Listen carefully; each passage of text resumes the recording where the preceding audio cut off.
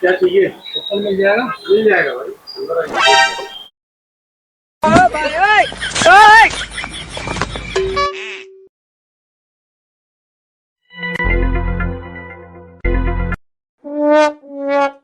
चप्पल कैसी चाहिए? फैंसी चाहिए, कम हील में और थोड़ा अच्छी चाहिए।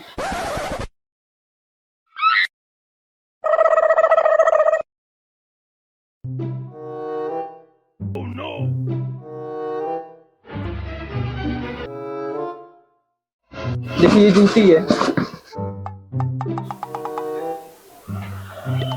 तो बहुत मोटी है।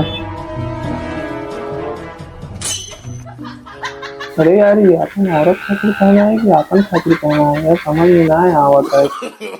no, no, no, no.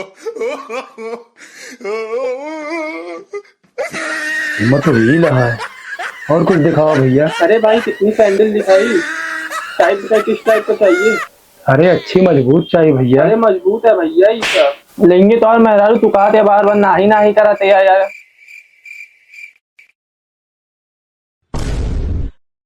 अरे यार तुमको नहीं पता।